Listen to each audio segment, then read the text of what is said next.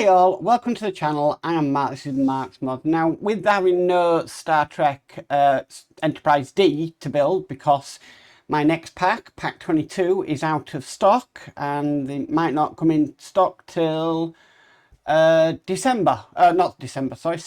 So I thought, I'll do a quick update on how I'm getting on with the Voyager build, which I am slowly making progress on. Obviously, I think the last build video I said about doing the photo etch set, and I have been getting on with that. And so I just thought I'd show you some parts of what I've been doing. So we have this piece here. We've got the transporter emitter pads put on, and also on this part here. If I bring over the lower saucer section, and there you can see all the little bits of detail that's been put on. Now this is nearly complete. All I need to do is to cut out the windows on this section, which isn't my favourite job in the world, but you know it is. But you can see in there, we've got the photo etch windows, one at the front there. These are the phaser arrays that are on. It's a slow process, something I have found out with photo etch. It is a very, very slow process in how you're doing it. And then I've got the front deflector dish here. That's got its photo etch on now. So that is actually ready for priming, which is great. And the glue I've been using is just this ultra glue from Ammo. But there was one problem with this. It's not an instant glue. It takes approximately 6 hours to set. So it's not a glue that, you know, you can use as like an instant glue, super glue. It does take time, but I enjoy using it because it gives you a lot more working time to make sure that the pieces get into place. So next, what I'll be moving on to, which I've already kind of started, is on the upper saucer section. And what I've done here is I've gone around in black marker pen, just a black Sharpie, the areas that we need to sand down. The reason I go around it in that is as soon as I start sanding down that black marker pen, I know I've more or less reached a flat surface with it.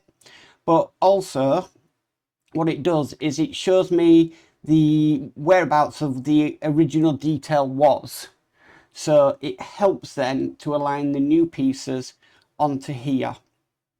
But we've got quite a bit to remove. So we've got these bits, we've got more or less this top bit, this bit here, more phaser arrays. And then we've got some bits at the front as well that need removing. Excuse me. And also, you know, I'm still trying to cut the windows out on this thing. It is a daunting process. It'll be worth it once it's done, to be honest with you. It will be worth it once it's done. But it just takes its time. And yeah, it just can be a little bit boring. But once all the photo etch is done, I can prime it. I mean, this piece I could prime now. Or these pieces. These are actually ready for priming, so I can move from one thing to another. So if I'm getting sick and tired of doing the windows, I could go off and prime these pieces here or whatever. You know, it's just a case of if I do the windows all at once, I think I'm going to get pretty bored doing them. Obviously not all the windows on here will be actually cut out because they weren't always switched on.